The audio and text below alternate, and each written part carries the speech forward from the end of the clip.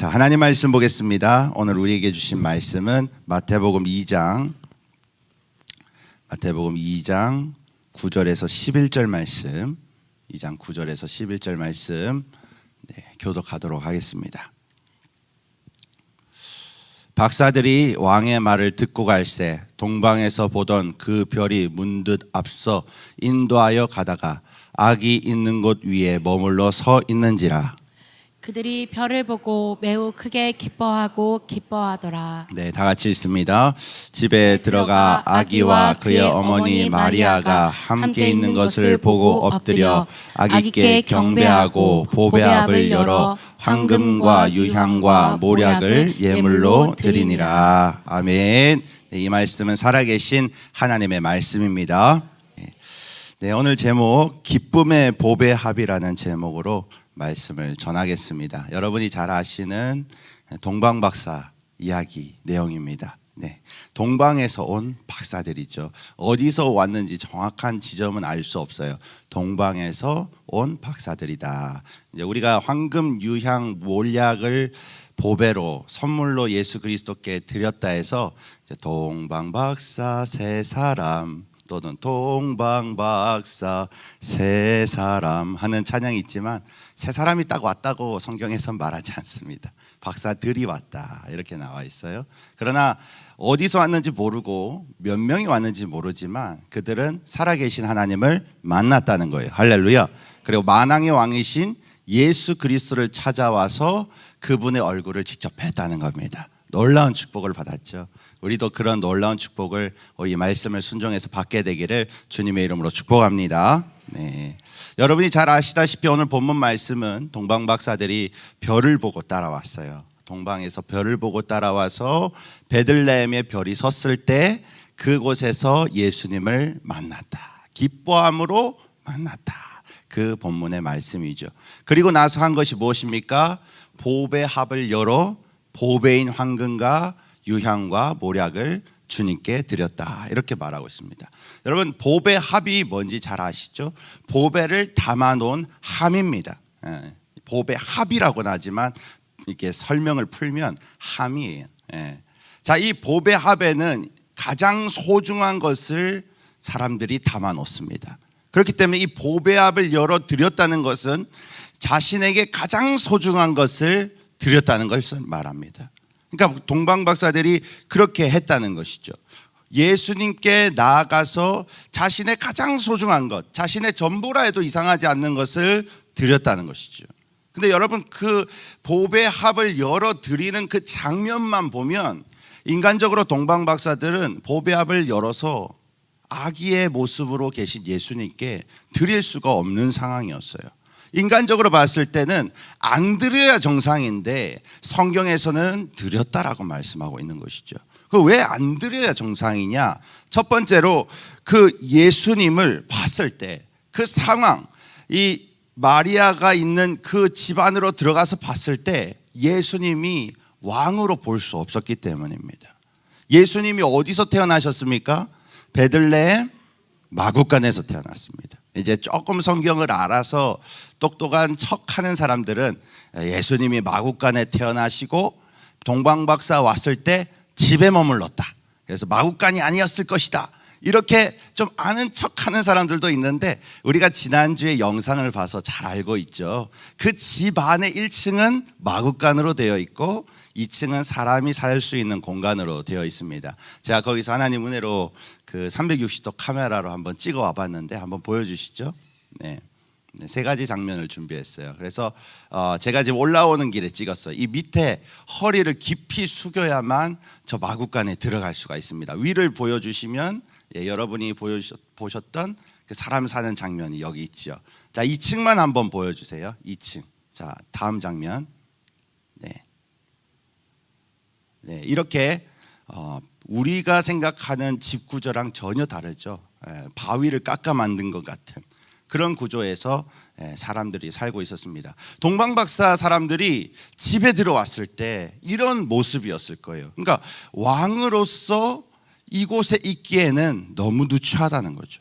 그런데 문제는 예수님이 이곳에서 태어나신 것이 아니라 1층에서 태어나셨다는 거예요. 마구간에서. 마구간 모습을 조금 더 깊이 제가 가서 찍었는데 한번 보여주시죠.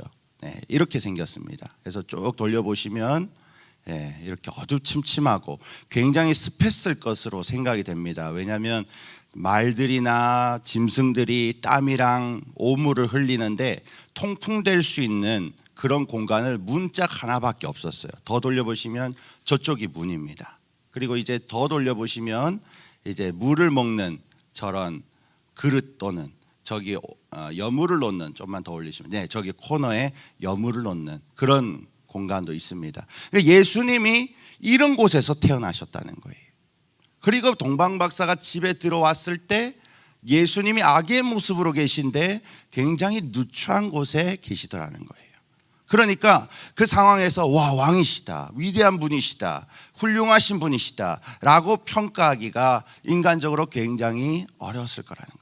여러분도 아시다시피 말구유는 무엇입니까? 말구유는 말밥통입니다. 제가 예전에 저희 아버지 개척교회에서 닭도 키워보고 토끼도 키워보고 오리도 키워봤는데 정말 지저분한 밥통이 말밥통이에요. 그런 곳에 예수님이 누워 계셨다는 것입니다. 그리고 그 주변에 같이 있는 아버지, 어머니 요셉과 마리아의 모습을 봤을 때 모습도 변변치 않았던 거죠. 왕족의 옷을 입지 않았습니다. 부유한 자로서의 그런 모습을 가지고 있지 않았어요. 평범한 사람이었어요. 그러니까 동방박사들은 그 당시 상황에서 왕이라고 하면서 자신의 인생의 가장 소중한 그 보배합을 열어 주님께 드리기가 매우 어려운 상황이었다는 거죠. 여러분, 또한 이 아기는 신생아기 때문에 말을 할 수가 없습니다. 하나님이시지만, 예수 그리스도시지만 신생하셨을 때는 아무런 반응을 동방박사들에게 해줄 수가 없었습니다. 그러니까 동방박사들이 그 자리에서 보배합을 열어서 주님께 드리면 바로 보상받을 게 없다는 것이죠. 두 번째 이유는 드리면 바로 보상받을 게 있다는 거예요, 없다는 거예요? 없다는 거예요. 좋은 분에게, 위대하신 분에게, 능력 있는 분에게 우리가 우리의 소중한 것을 드린다면 그들도 감사할 것이고 뭔가를 보상해 주려고 할 것입니다. 실제적인 왕에게 우리가 황금과 유향과 모략을 드린다면, 동방박사들이 드린다면 그들은 뭔가 보상을 받았을 겁니다. 세금을 감면받았다든지 땅을 받았다든지 그 외에 무슨 소원이 있느냐, 내가 들어주겠다, 그러면 그대로 소원이 성취될 수도 있는 보상을 받았을 거라는 거예요. 근데 아기의 모습으로 지금 이곳에 마구간에 계신 예수님께는 보상받을 게 없다는 것이죠. 그러면 드리면 어떻게 되느냐? 이제 빈털터리예요. 동방박사들이 시간을 들여서 황금을 얻었을 겁니다. 돈을 들여서, 노력을 들여서 유향과 모략을 구했을 겁니다. 그래서 가장 위대하신 별이 알려주는 만왕의 왕에게 그것을 드리고 싶었는데 보상받을 것은 아무것도 없는, 당장 받을 수 있는 복은 하나도 없는 그런 상황이죠. 동방박사들의 마음을 여러분 한번 생각해 보세요. 그 상황에서 얼마나 별과 신에게 야속했겠습니까? 야, 너무하시다. 이럴 거면 별로 나를 왜 이렇게 멀리 동방에서 이끌어 왔냐? 뭔가를 기대하고 뭔가 설레는 마음으로 뭔가 나도 얻을 걸 생각했는데 하나도 안 해주는 그 신이 야속했을지도 모릅니다. 여러분, 우리도 교회를 다니면서 예수님을 섬기면서 많은 드림을 하고 있습니다. 많은 섬김과 많은 헌신을 하고 있습니다. 우리의 삶의 소중한 것을 주님께서 드리라고 하는데 그때 우리도 동방박사들처럼 주님 드리기가 조금 어렵습니다. 주님 드릴 수 없습니다. 주님 한 번 더 생각할 기회를 주십시오. 할 만한 상황들이 참 많아요. 우리도 예수님을 왕으로 모시면 참 다행인데 우리 얼마나 연약합니까? 우리 얼마나 많이 넘어집니까? 여전히 예수님을 주님으로 믿고 따르지 못하고 있습니다. 내 인생의 왕은 예수님입니다라는 고백이 매일매일 이루어지지 않고 여전히 내가 왕이 되어서 내 삶을 주관하려 하고 다스리려고 하는 그런 육신의 연약함이 우리에게 여전히 남아있는 것이죠. 또한 예수님께 드렸을 때 바로 보상을 예수님이 안 해주시는 것을 우리는 너무나 많이 경험해 봤기 때문에 바로 드리면 내 사정은 더 힘들어지고 내 지갑은 더 빈털터리가 되고 하나님 언제 주시는 겁니까? 하나님 주시기는 하는 겁니까? 그렇게 생각하고 하나님이 야속하게 느껴질 때가 있는 것이죠. 우리도 인간적으로 동방박사들처럼 우리의 귀한 보배압을 드릴 수 없다라고 말할 때가 참으로 많습니다. 여러분, 우리 하나님께서 왜 동방박사에게 그 상황에서 보배압을 열어 드리라고 했을까요? 왜 인생의 모든 것이라 해도 과언이 아닌 황금과 유황과 모략을 열어가지고 아무것도 안 돼 보이는 그 아기의 모습의 예수님께 왜 그것을 다 드리라 했을까요?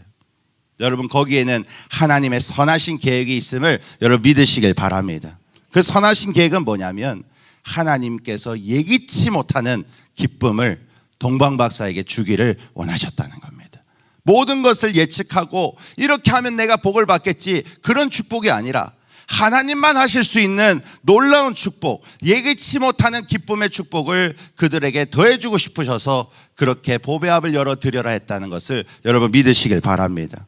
여러분, 하나님은 보배압을 열 수 없는 동방박사들에게 역사하셨어요. 할렐루야. 보배압을 열 수 없는 상황에서 기쁨으로 보배압을 열 수 있도록 하나님께서 일하셨다는 것을 여러분 믿으시길 바랍니다. 그럼 하나님께서 어떻게 역사하셨습니까? 열 수 없다고 생각하는 동방박사들의 마음을 어떻게 변화시키셨습니까? 첫 번째, 현재 사람이 왕이 아님을 분명하게 알려주셨어요.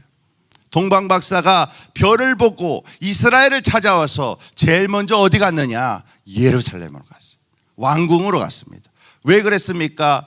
당연히 왕이 왕궁에 있겠거니, 예루살렘에 그 왕궁에 왕이 태어났겠거니 그렇게 하고 간 거예요. 갔는데 어떻게 됐어요? 완전 난리가 난 거죠. 그 본문 말씀 마태복음 2장 1절부터 3절까지 1절 한번 읽겠습니다. 시작. 헤롯 왕 때에 예수께서 유대 베들레헴에서 나심에 동방으로부터 박사들이 예루살렘에 이르러 말하되, 네, 박사들이 예루살렘에 와서 말했어요. 유대인의 왕으로 나신 이가 어디 계시냐? 우리가 동방에서 그의 별을 보고 그에게 경배하러 왔노라. 그랬더니 거기 왕이 앉아있던 헤롯과 온 예루살렘이 난리가 난 거예요. 왕이 있는데 또 왕이 났다. 그 별을 보고 저 멀리서 사람들이 왔다. 난리가 난 거죠. 여러분, 하나님께서 왕위에 앉아있는 헤롯이 사람이 왕이 아니라는 것을 분명하게 알려주시기 위해서예요. 할렐루야. 분명하게 하나님이 왕이시지 사람이 왕이 아니다, 그걸 알려주신 거예요.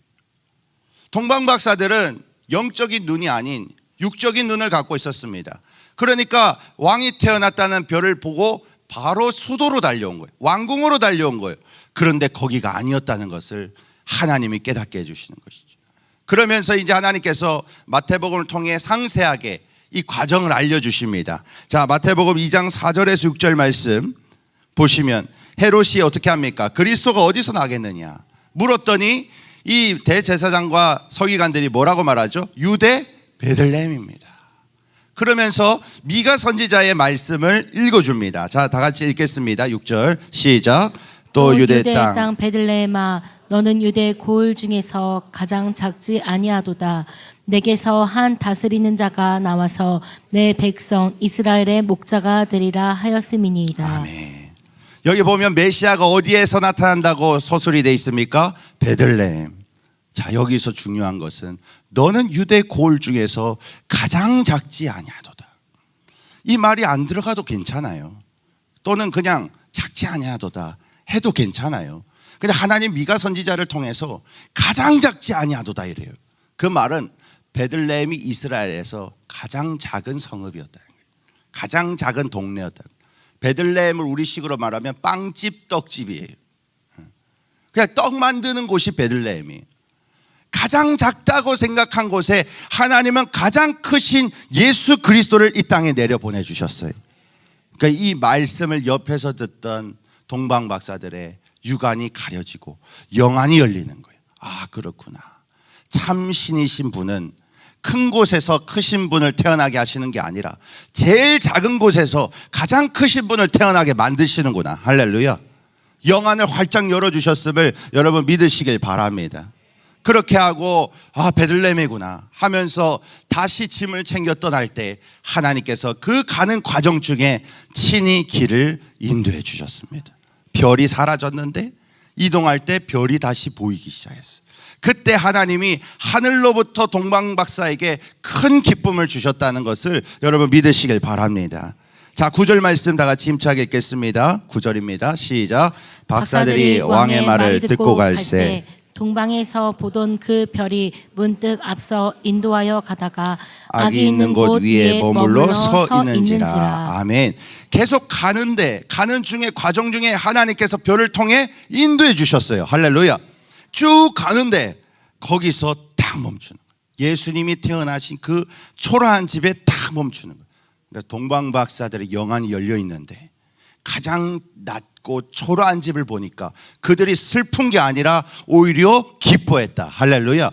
10절에 보면 어떻게 말해요? 그들이 별을 보고 매우 크게 기뻐하더라. 여러분, 하나님께서는 동방 박사들에게 이러한 예기치 못한 축복을 주고 싶으셨어요. 예기치 못한 기쁨으로 그들이 기뻐하고 그 기쁨으로 말미암아 보배압을 열어서 예수님께 드리게 하고 싶으셨던 것이죠. 여러분, 여러분에게도 이런 기쁨이 충만하게 되기를 주님의 이름으로 축복합니다.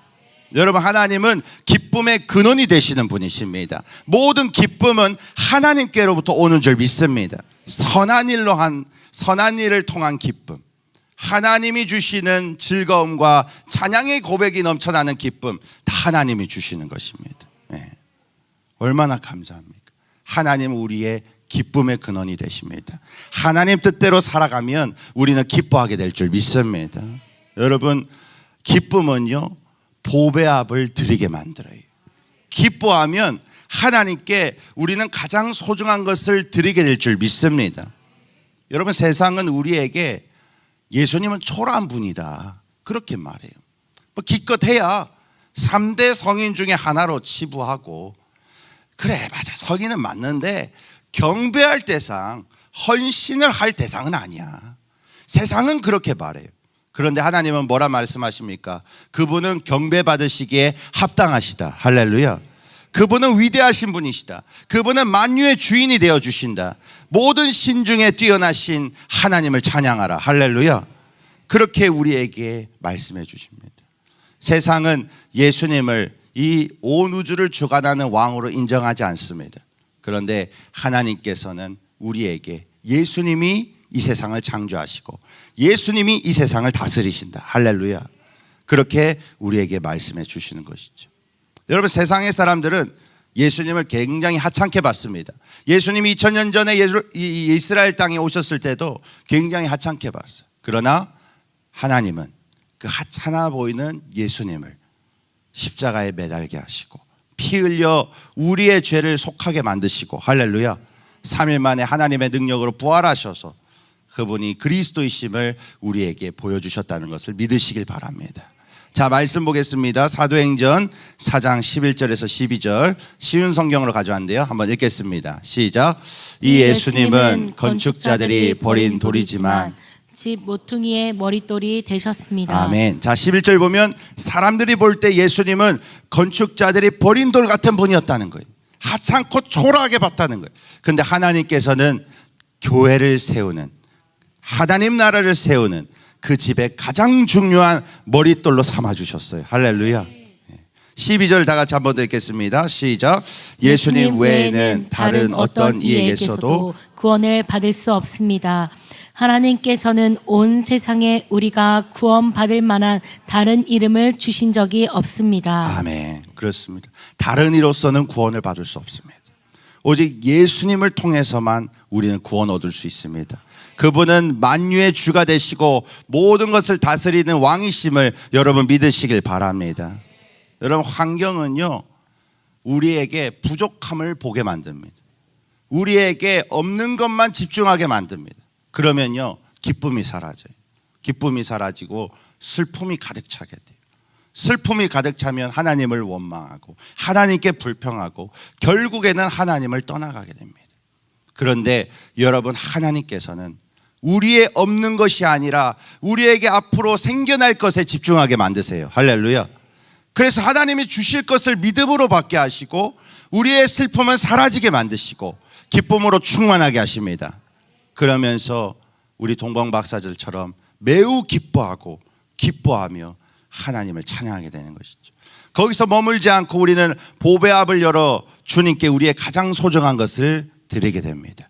드리면서도 주님께서 모든 것을 하셨습니다.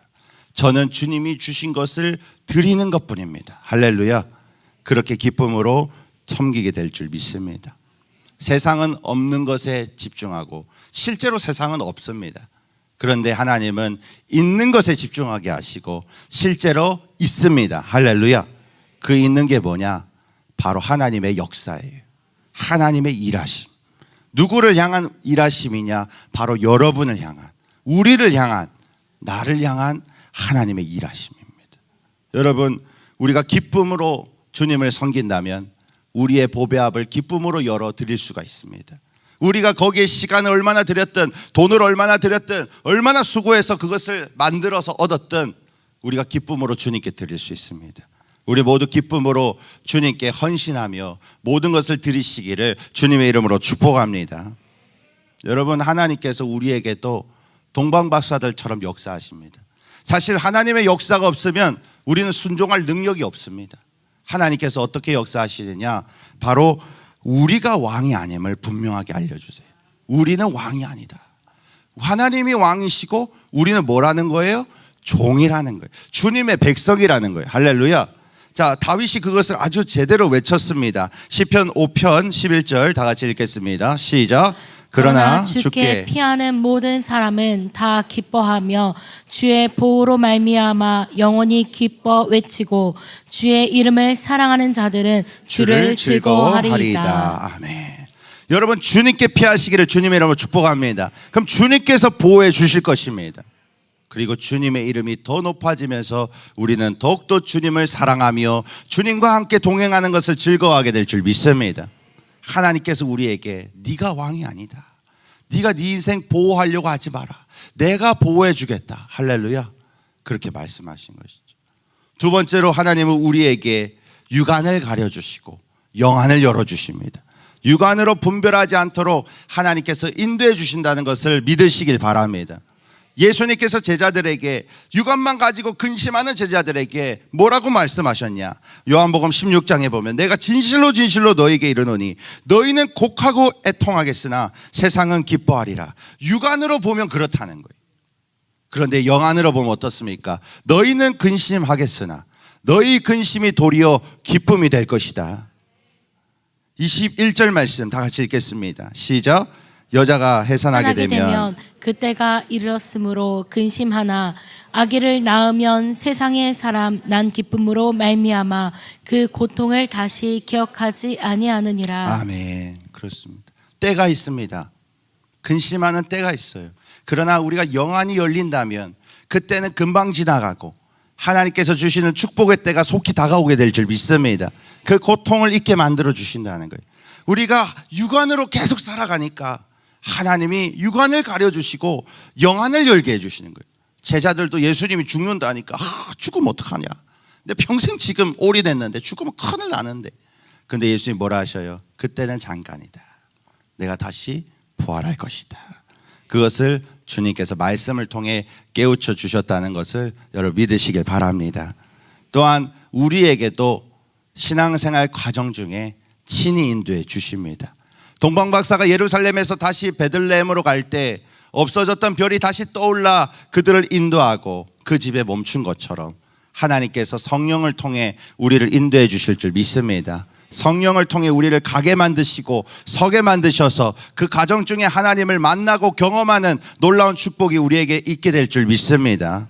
그래서 시편 18편에 보면 뭐라고 고백하죠? 나를 넓은 곳으로 인도하시고 나를 기뻐하심으로 나를 구원하셨다. 구원에 이르기 전까지 하나님이 인도해 주십니다. 어디로요? 넓은 곳으로. 할렐루야. 우리를 기뻐하시는 주님께서 우리가 하나님을 기뻐할 수 있도록 인도해 주시는 것이죠. 여러분, 우리의 육안만 가지고는 우리는 헌신할 수 없어요. 우리의 육안만 가지고는 우리의 소중한 보배압을 열어드릴 수가 없어요. 시간이 여러분의 보배압이 될 수 있고 여러분 재정이 여러분의 보배압이 될 수 있습니다. 여러분의 에너지, 또 사랑하는 자식이 우리의 보배압이 될 수 있어요. 우리는 쉽게 주님께 못 드립니다.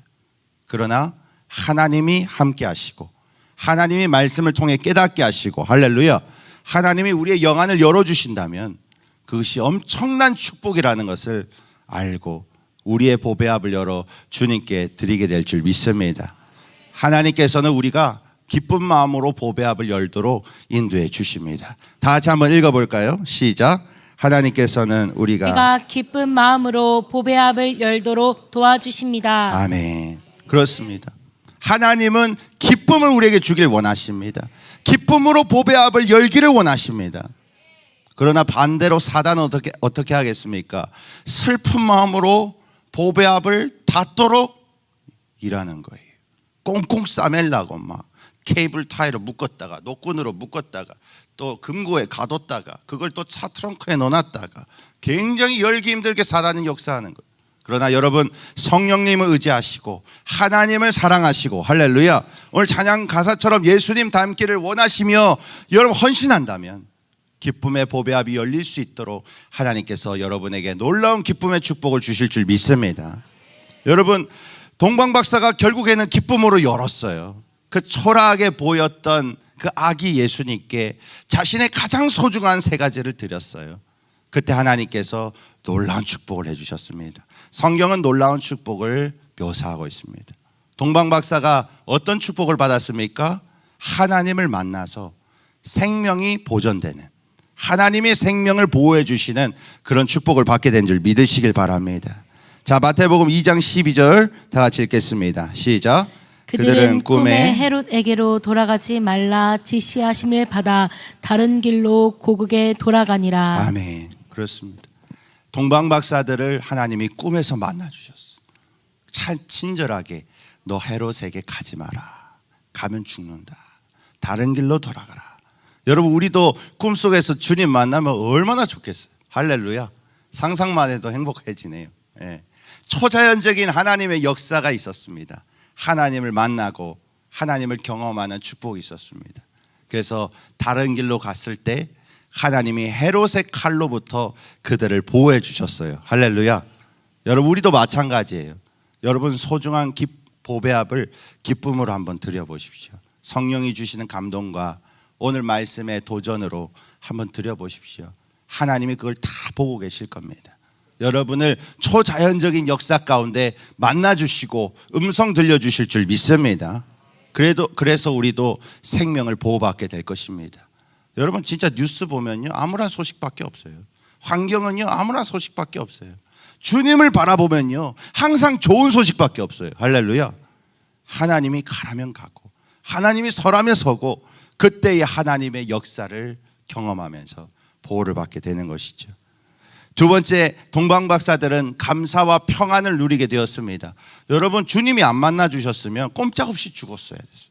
얼마나 다행이다, 이런 생각을 많이 했겠어요. 네. 하나님 감사합니다. 하나님 덕분에 내 생명이 보존됐습니다. 그렇게 감사와 평안을 충만히 누리게 되었습니다. 우리도 하나님께 기쁨의 보배합을 열어드릴 때 초자연적인 주님을 만나게 될 줄 믿습니다. 그분의 음성을 따라 움직이며 하나님 감사합니다. 주님이 음성 주시지 않았으면 지금 어떻게 될 뻔했습니까? 주님, 나에게 평안을 주시니 감사합니다. 그런 축복을 우리가 받게 될 줄 믿습니다. 세 번째로 기쁨으로 보배합을 열었던 동방박사는 어떤 복을 받았냐? 생명책에 기록이 되었습니다. 이때 생명책은 영원한 생명의 말씀 성경이에요. 할렐루야. 이제 전야제가 되면 또 연극과 여러 가지 공연이 있는데 항상 빠지지 않고 등장하는 자, 동방박사. 동방박사의 이야기가 왜 계속 회자되는 것입니까? 주의 말씀을 따라 움직였고 순종해서 축복을 받았기 때문입니다. 여러분, 그들은 성경에 기록되었어요. 영원한 성경 말씀에 기록되었어요. 우리도 주님께 드릴 때, 기뻐하며 드릴 때 이 성경은 아니지만 천국에 들어가는 영원한 생명책에 우리의 이름이 기록될 줄 믿습니다. 자, 말씀 보겠습니다. 요한계시록 3장 5절 말씀 읽겠습니다. 시작. 이기는 자는 이와 같이 흰 옷을 입을 것이요 내가 그 이름을 생명책에서 결코 지우지 아니하고 그 이름을 내 아버지 앞과 그의 천사들 앞에서 시인하리라. 아멘. 이기는 자, 말씀을 순종하는 자, 할렐루야. 끝까지 주님을 사랑하는 자, 하나님이 생명책에 기록하시고 다시는 지우시지 아니하신다. 그리고 우리가 주님의 심판대 앞에 섰을 때 예수님께서 이 자는 천국 들어갈 자입니다. 그렇게 시인하게 될 줄 믿습니다. 여러분, 하나님은 여러분에게 축복 주시고 싶으셔서 순종하라고 하십니다. 육안을 갖고 있는 사람은 손해볼 걸 생각해서 순종하지 않습니다. 그러나 하나님을 바라보고 영안이 열린 자들은 성령의 인도하심을 통해 순종할 때 오게 되는 축복을 믿음으로 붙잡습니다. 여러분, 오늘 말씀을 꼭 기억하십시오. 세상을 바라보면 육안이 열립니다. 육안이 열리면 슬퍼하며 보배 앞을 답습니다. 그러나 하나님을 바라보면 영안이 열리게 될 줄 믿습니다. 영안이 열리면 기뻐하며 보배 앞을 열게 되고 초자연적인 하나님을 만나고 경험하는 놀라운 축복이 여러분에게 있게 될 줄 믿습니다. 네, 이 시간 오랜만에 오른손 한번 들고 힘차게 구호 외치고 찬양하겠습니다. 제가 흰색, 여러분이 색깔 글씨 읽어주시고 마지막 아멘 3창 힘차게 하면 되겠습니다. 세상을 바라보면 육안이 열려 슬퍼하며 보배 앞을 닫지만 하나님을 바라보면 영안이 열려 기뻐하며 보배 앞을 연다. 아멘, 아멘, 아멘. 보배 앞을 열심으로 놀라운 하나님의 축복과 약속을 받으신 여러분 되시기를 주님의 이름으로 축복합니다. 아멘. 네, 찬양하겠습니다.